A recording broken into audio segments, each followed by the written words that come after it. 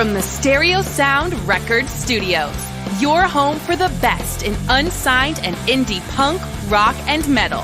This is The Mosh Pit with your host, Wes Everett.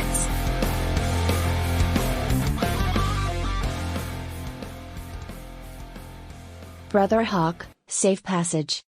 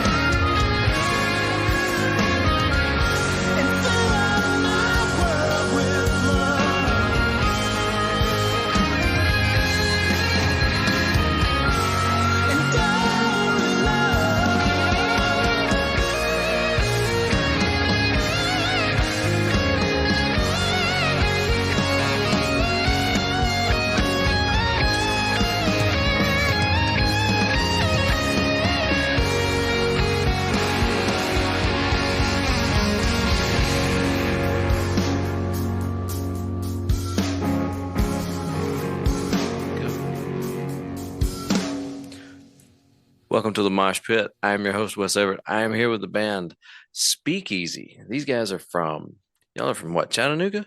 Yeah, yes, Chattanooga. Well, like I said, we all kind of live right on this little border area of Tennessee and Georgia, but yeah, basically Chattanooga. I'd say, a good 70% of us live in Georgia technically, but that's our home base for sure, Chattanooga. Very cool. Now, you guys just played Atlanta. I say just, but it was recent. It was your first time in Atlanta. Tell us about that show. Yeah. So I guess a little lead up to it. We had done this long run of playing a lot of local shows and getting some music put out and all this stuff. But then we started branching out and trying to book out of town shows. And one of the first ones was that Atlanta show. And that again, so as our like first time playing in Atlanta, you have this, like thought process and what it's going to be like. This whole thing you've built up in your brain probably your whole life, and that totally lived up to it. I was totally surprised. Like, I don't know, it's just a great show. There was like a good dense crowd there that like made it, feel pretty like an intimate type of thing. Mm-hmm. I don't know, it was fantastic. What about you? I have to say, I was live in that show. I got to see you guys for the first time, and the entire atmosphere of that show was amazing.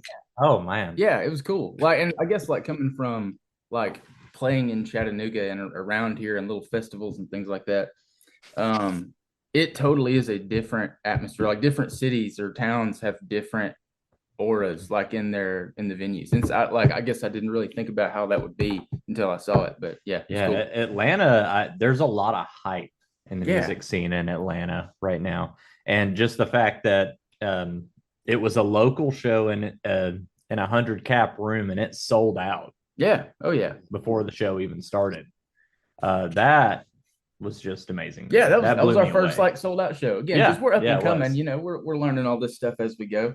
And I don't know, getting your first like sold out show, so to speak. That was, of course, huge credit to Battle of Heart and Mind. Let's see, Tiny Banshee, Joe Warren, who booked the show. He's an awesome dude.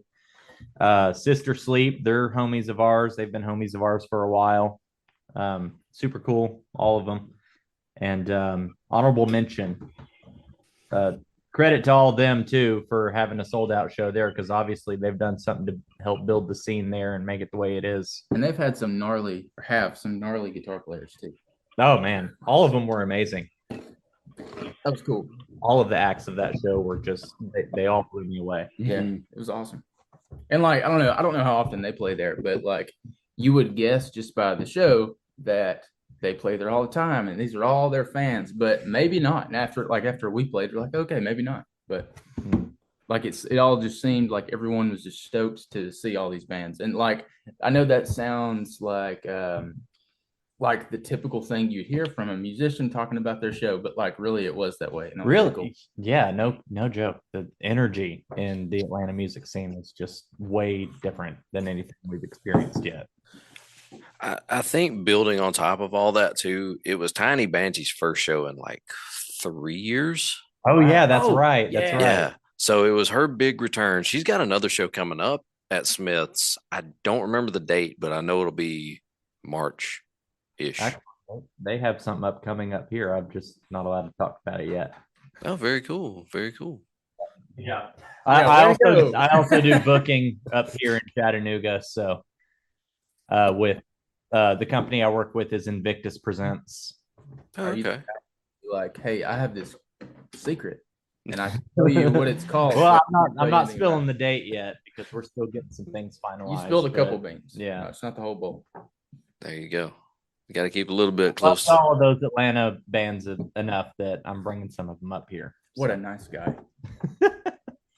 Dude, that's gonna be awesome. Keep me posted on it. I'll help share it too. Absolutely.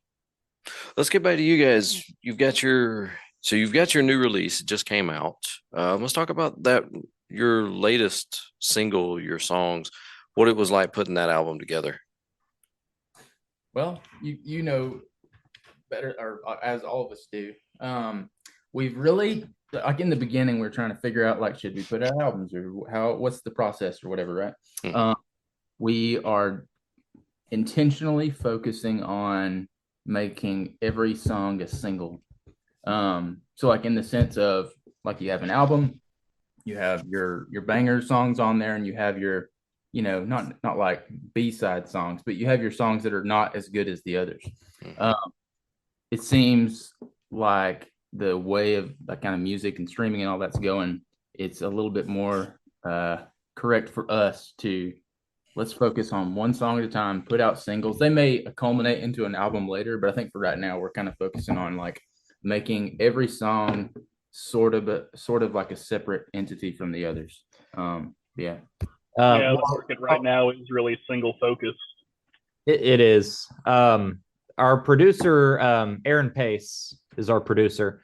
He's from Atlanta. He's actually coming up later this week. But I guess one of the first times we ever met with him, he had a sit down talk with us and be like, we could go the album route, but we're in a Spotify world and every song has to be treated like the single, because you never know what song that you release is going to end up on somebody's playlist. And people find new music via playlist. And if you release one song that's kind of that's going to be their impression of you forever. And that will determine whether they check you out again or not.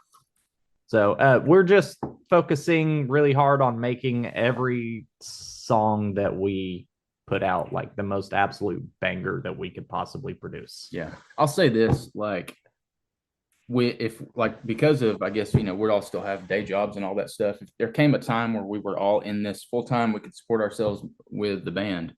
We would be able to put together like smaller EPs that are all a part of the same thing. Each song would still have the same amount of attention to detail and focus and all that stuff. But it's just more of like half of it too is like we allot studio time, we knock out that song, put it out, support the song, restart the process. So Carbon Stone, Scream.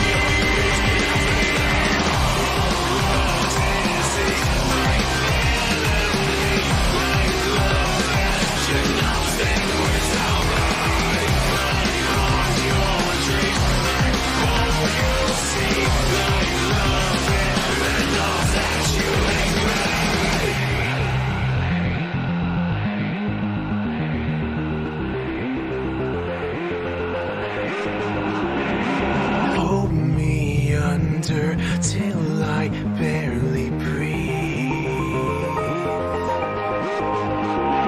You motherfuckers make me want to scream. Hold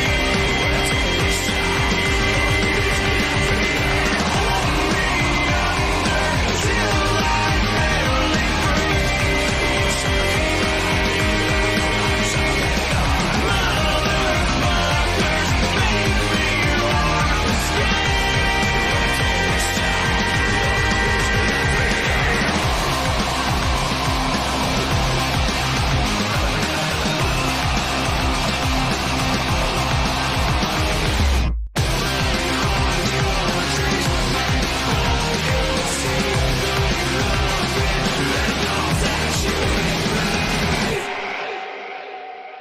I guess like I don't know, song specific. Gosh, when did we record it?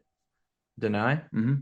I think we started Deny like early last year. Yeah. And then the vocals got tracked sometime in March or April. Yeah. And then, we put out another song, a different song, Truth I Never Told, in May. And then I can't remember when we put out Deny. November 11th. Okay. 11. Yeah. 11. Yeah, 11. Yeah. Okay. Yeah, that's when we put out Deny. And that has by far been our most successful single that we put out. Off the drop. We've got getting close to 10,000 views on our music video on YouTube. But like, I'm not sure what the play count looks like on Spotify. I'm gonna look. But I'm gonna look. check it out. But like, I've wondered, like, because I mean, I think that as we move along, I think we're still in that process of like where our music, I feel like, is getting better as we go. I think everybody would think that about themselves, but like, we're still like figuring out what to put out on a single, I suppose. And so like, I guess that may attribute to why that one got the support, because we didn't, when it first came out, we didn't, advertise it or support it anyway, like via social media. And it's still, I don't know, it's our best song statistically. So yeah, that probably got the furthest organic reach for sure. For sure. Yeah. So That's very cool, man. That's awesome too. That you've got your fans, you've got your followers, and they're going to come out, they're going to support. Yeah, and that's awesome. I think this whole run that we did in December has definitely helped out with that, as far as like our monthly listeners and the people that know to come check us out whenever we come to their town again. Yeah, because we had some great shows over the month of December, man. We played Chattanooga and Nashville, and then Atlanta, and then Chattanooga, one more time. Yeah, they're all good. Nashville and Atlanta, those were both awesome. Yeah, super fun shows. Very cool. Yeah, sorry, I know we like all over the place. But yeah, no, you're good, man. You're good. That's what these interviews are about. I'm caffeinated now, so I'm I'd go off the rails a little bit. But I don't know, Joel, do you if you had a favorite show, Joel, I haven't asked you this before, of December. Of December. Yeah, and you don't have to say Atlanta just because he's here. What do you think? I honestly think the Murfreesboro show. Yeah, that was a pretty it was dark, it was muddy, but as soon as we got in there and started playing, the entire room just came alive. Dude, if they limited the amount of people they would allow into that room, it would have been sold out. Yeah. I consider that in excess of selling out. Yeah, no, I think so too. It was a fire hazard at that point. For sure. And we brought the heat. Way to go, Joe. Hey. Anyway, that's my time. I got to get back to the old grind. Keep killing it. Thanks for having us on so much here in the Mosh Pit. Go back to work. Yeah, we'll catch up with you again soon. Yeah, for sure. Love you, brother. But he's gone. That Murfreesboro show was super fun, though. That was a house show, dude, and that was the most wild show, I think. Yeah. Well, like as far as I've never seen a spot like that. So we're going to tell you the story about this show, and I'm sorry it probably wasn't on your itinerary, but so it's our first time ever playing out of town, like where we had to load up a trailer and all that stuff. And I get there, I think first, like just a few minutes before you, whatever. Yeah. And we're told this address, and like it's a dark, in the middle of the woods, muddy house. And I called him back and said, "This isn't it. Like, we have the wrong address by a long shot." I was behind him by about 20 minutes. Yeah. So. And so, anyways, we all get there, and he calls them. They people show up and start setting up and everything. And yeah, it's a big mud pit. Like everyone's getting stuck in the driveway and all this stuff. But like, once everyone got there and the show opened up and band started playing, that one, I mean, you felt like it's like a punk rock, like 1980s punk rock scene or something. It was like I don't know, everybody crammed in there. Your eyes are way big. Was that totally not the way you saw it? No, that is. I was just thinking about the whole scenario, like trying to get the trailer in and out of there. Yeah. Oh, yeah. That was a nightmare because it had just had a torrential downpour. Yeah, because all of December rained every day. Yeah. Huh. Well, so we pull in there and it's literally like shin deep water in the driveway. And people are getting stuck all over the place. And we get the trailer in like the most sensible way we can. I just have to end up pulling it straight in. Luckily, I'm a tractor trailer driver for a living. That's why we my got day you. job. Yeah. So I mean, I kind of know how to navigate all that stuff. But once we were ready to leave, like me and Andrew were riding together, and I was getting ready to back the trailer out, and someone behind me got stuck, and they ended up having to get like a truck to pull them out. And I don't think we left that venue till 2 a.m. But like every bit of that was exactly what I'd hoped, like in a good way. Yeah. You know what I mean? Yeah. Like, yeah. So yeah, it was an experience for sure. Definitely. Sure. Dude, that's killer. I mean, that goes back to the little dive bars where you think, man, nobody plays these shows, and they turn out to be some of the best. Absolutely. So fun. Yeah. Oh yeah. If there's a place where you could get mugged, robbed, stabbed, killed, all that stuff in one night and hear a live band, fuck, that's gonna be a hell of a show. That's the show. I'm thinking Biggies right now. Yeah. Yeah. I think there's something to be said about the communality of music, and just how it's meant to bring people together and give a group of people the same experience at the same time, and there's kind of this unifying absolutely aspect to it, and that's kind of where you are going to be more prone to get those is in intimate settings like a dive bar or a house show or something like that. The concept of stranger kind of tends to go away whenever it's one of those settings where you're a little bit nervous, and you can kind of tell everybody else is a little bit nervous. Kind of an unusual place for us all to be, but we're here to appreciate something that we all love collectively. And that's what I really like about those shows. And like you can say, there's not going to be as many people, you're not going to draw as big of a crowd, whatever. Like the experience is what we really need to focus on those. Yeah, because the idea, I would hope, is that when people walk out of that, the dingy 100 people crammed in a room show, like they remember who we were and say that was like fucking awesome, And so I just cursed on you. I don't know if I should do that or could, but I'm sorry if I messed with you.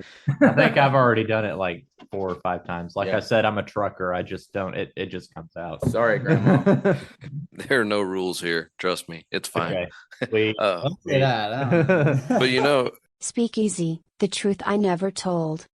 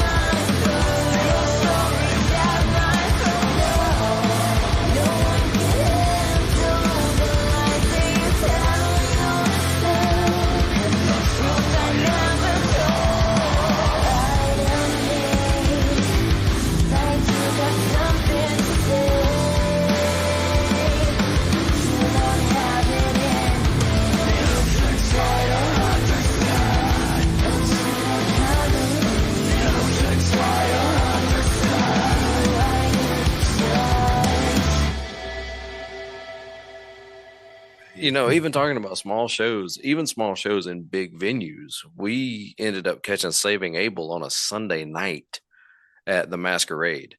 And there was probably 150 people, and that included the other bands. Yeah. So it was super small, but it was so cool because it was one of those shows where the bands got to be real close with the fans.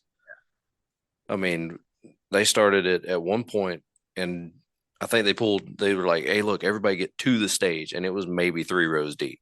Oh, wow. Yeah. So it was. I would bet that Saving Abel like played their heart out for that amount of people. Oh, like, they did. They would do that because every time I've seen a band do that, where they show up or like, get there and the people are not anywhere near what they thought it was going to be, but they still like just kill it and like, bleed their heart out on the stage, so to speak. I have a tremendous amount of respect for bands that operate that way. That's cool though. That's what it's. Oh yeah, and I think they hung out till about 2 a.m. just taking pictures, talking to everybody. I mean, it was cool. I didn't get a chance to speak to them because I had to dip because I had to be at work at 6 a.m. the following morning, and I was like, I gotta go. This sucks, but I gotta go. Wow, that's a good show. How long ago was that? Oh God, that was pre-pandemic. I was like 20. Oh wow. Probably 2017 because I had just started my new job, and that was literally the week I started. But I had bought tickets when I was at my other job, so I was like, "Oh, well, I'm already off on Mondays." Started a new 9 to 5 Monday through Friday the following week, and I was like, I can't stay." Yeah, but I wasn't gonna miss it. I was not gonna miss that one. Oh, definitely not. That's cool. Yeah, I remember back in the first time I heard that was what was the Killing Quinn's band? Pierce the Veil. Pierce the Veil. No, not Pierce the Veil. Sleeping with Sirens. Yeah, right. Killing Quinn. Are you talking about the show at the warehouse? Yeah, where they showed up and nobody was there. That was Crown the Empire, I think. I thought it was like no, We Came as Romans. Yeah, that was it. That was it. We Came as Romans. I was about to bring that up actually. But like I was always told the story about, them playing there and no one being there but like 12 people, but they still just like went nuts and like everyone remembers them for that. And so there's a lot to be said about bands that what happened was they got the date on the flyer wrong. For that show. It was here in Chattanooga. It was before like We Came as Romans became like super big. But yeah, they got the date on the flyer wrong. Local band from around here, Between Two Seas, opened up for them, and like literally 12 people showed up, and they still played like they played to 1,200 people. Yeah, it's awesome. That is awesome. I love that. Let's get back to you guys. Yeah, sorry. No, you're good. Going off on tangent, man. That's what we do. Yeah. Hey, that's what makes great for interviews. I mean, that's what I enjoyed doing because I like talking to bands and learning, getting a feel for their personality. And great way to segue into that is this question of, let's talk about your influences. Where do you guys pull your musicality from? I listen to a lot of alternative metal, like Dayseeker, Bad Omens, that kind of stuff. Lots of like who's personally influenced you the most? As a guitar player or just as a musician? Ooh, both. I don't know. Okay. As a guitar player, I'd say like the riffs that I like to write are very, I don't know. I listened to a lot of progressive. Yeah. As I was starting out being a guitar player, like Dream Theater, got super, super heavy into Periphery. Good reason though. And like I robbed some techniques, I guess, from Mark Holcomb, I guess, as a guitar player, like with the, I don't know, the way he writes riffs and the big chords that they use. I like to use a lot of big chords on a 7-string. That's just one of the things I do. But it's absolutely like something when I think of that tone, it makes me think of your playing. Yeah. That's awesome. Yeah, I guess so. But now I don't know, like I'm kind of the oddball in a sense where I listen to a pretty wide variety of music, but like in terms of guitar players and stuff, when I was younger, I really got into like Jeff Beck and like The Edge and a bunch of like, skewed ones like that. But I think like, because like when we all started this band or whatever, I had to like learn to play more with the band. I'm still figuring all that out. And I got into peripheral a bit, but I don't know. I still hold on to like a lot of some of the, more traditional old school players a lot. But I don't know. I listen to crazy stuff. I listen to Frank Sinatra and Sam Cooke and such a wide swath of people. But I've never thought about you though, Andrew. What are your influences start now? Not now. Yeah. I'm a weird oddball too. I grew up listening to a lot of hip hop. That was kind of my first influence into like the sector of rhythm, I guess. And then around high school, I started transitioning, not transitioning, because I still do love hip hop. I still listen to it to this day, but really started getting into metal and stuff like, I think Metallica was like my foot in the door into the metal world, so to speak. A lot of people's foot in the It door. is, yeah. They got me good. Yeah. But that turned into a love for bands like Avenged Sevenfold. So like the Rev is probably the singular most influential person. Myself as a drummer and just as a musician in general. But other hip hop, like the beats behind like a bunch of Lil Wayne songs, I still use little iterations of beats from some of his old stuff and my current stuff. He's what he was able to do in coming up with just timeless beats and rhythms is actually really impressive. But yeah, I could go on for a while on that. But which I don't know. Let me ask you this: I don't know much about Lil Wayne and where he gets his beats, but like, does he do his own? No, he has producers. Okay. His producers' names are Scoob and Shag. No, I can never remember his other one's name, but yeah, he has producers make his beats for him. Yeah, he writes all his lyrics. His lyricism is top of the game for sure. If you ever sit and like read the lyrics or really listen to them, it's I've done that. And then we've got our singer who's not currently present, Kara. She, of course, is heavily influenced by Hayley Williams from Paramore. In fact, before we got her into this band, she was actually in a Paramore cover band. Her name is Kara, and the cover band is called Karamore. So yeah, but yeah, so pretty wide variety of influences, I guess. Yeah, we're not like I would say, because I would think that a lot of bands, they all listen to the same stuff, or some of them do. We're definitely not that. I used to listen to a lot heavier music, like back in the day. Like, I mean, I was always into like Metallica and Pantera and stuff like that. But I don't know. As I've gotten a little bit older, I listened to different stuff. I also love the shit out of some bluegrass. So I never got into bluegrass. Any Given Sin, still sinking.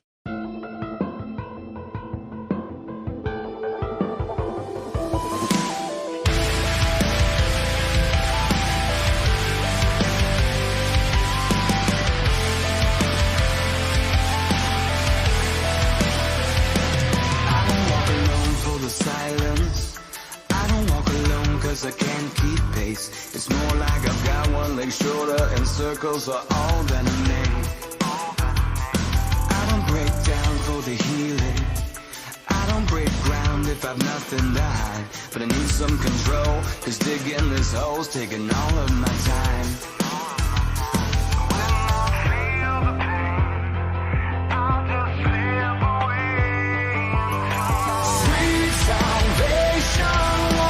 Take me once again. I don't wanna feel it all. I don't wanna know what I've been thinking. Sweet salvation, won't you lead me to the edge? I just wanna take the fall. Seems I've run aground, but I'm still sinking. I don't fight alone cause I'm fearless. I don't fight alone cause I'm filled with pride. Sometimes the shade gets so thick that the hands, they can't reach you inside. I don't stand down for the kneeling, and I don't break ground if I've nothing to hide. Cause I need some control. This digging this hole's taking all of my time.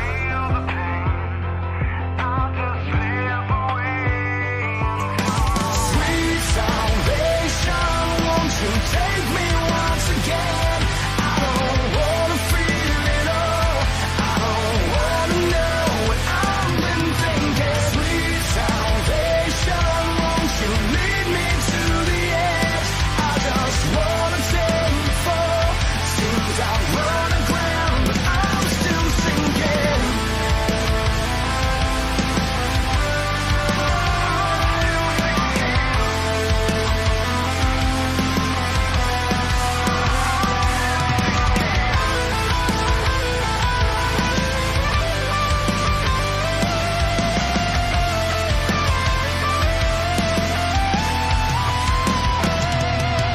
Sweet salvation, won't you take me once again? I don't wanna feel it all.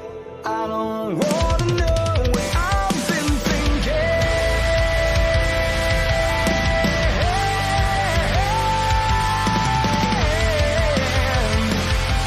Don't wanna know what I've been thinking. Sweet salvation, won't you take me once again?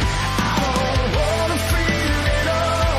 I don't wanna know what I've been thinking. Sweet salvation, won't you lead me to the edge? I just wanna take the fall. Seems I've run aground, but I'm still sinking.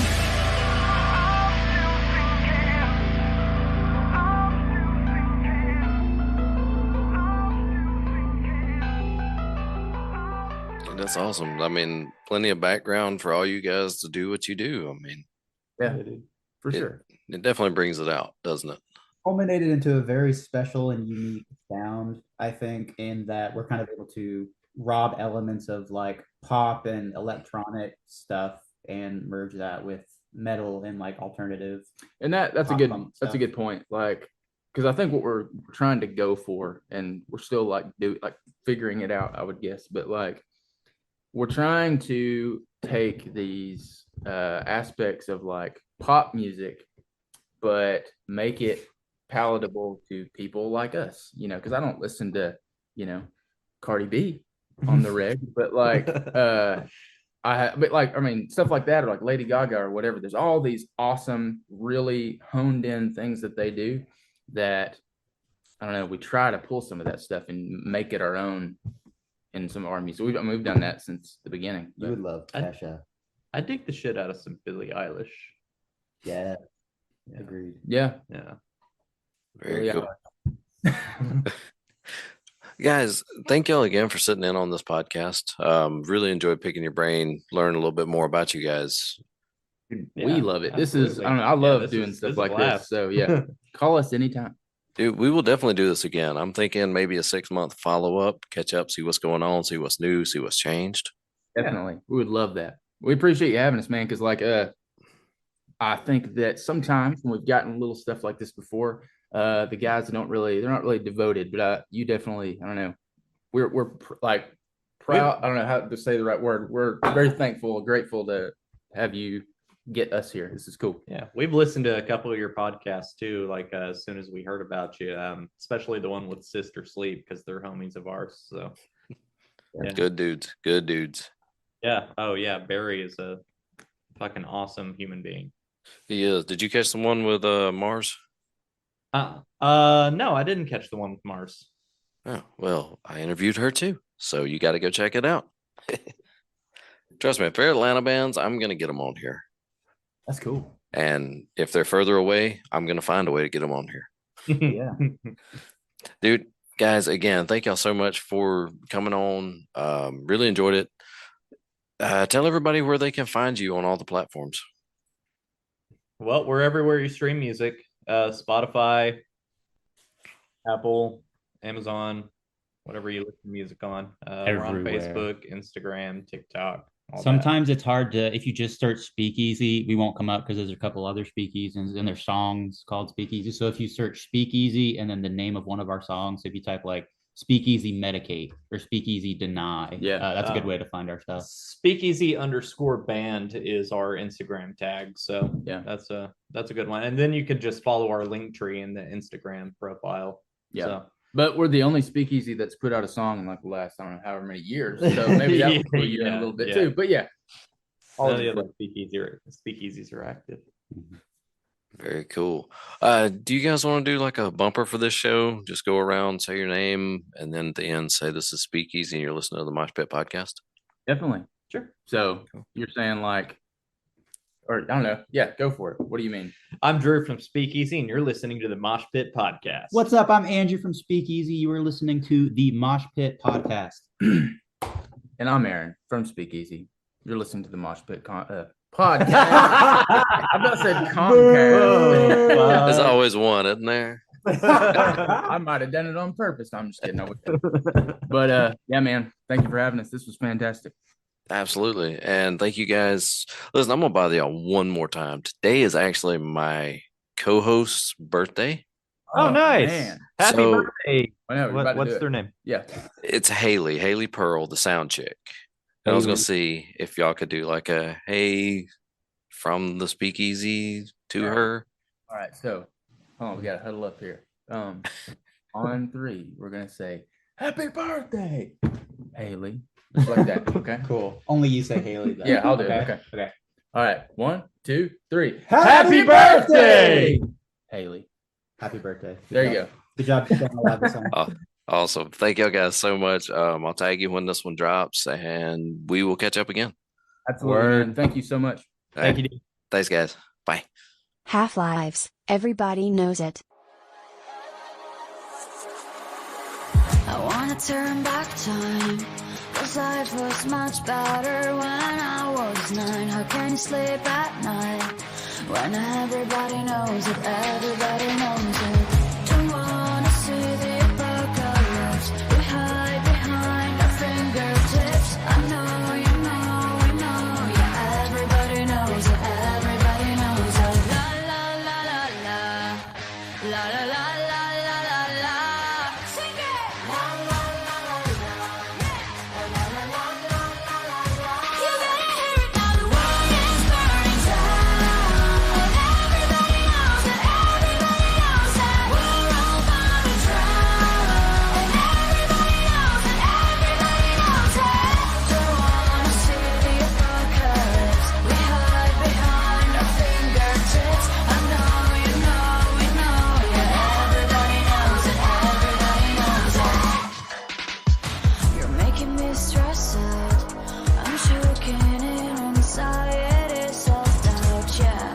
Think I'm gonna freak, 'cause everything is burning, everybody knows it. And in case you didn't know, you are burning with us.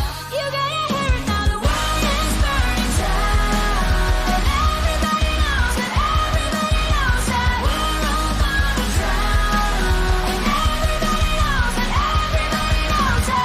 Don't wanna see the apocalypse, we hide behind our fingertips. I know, you know, we know, yeah, everybody knows it, everybody knows it.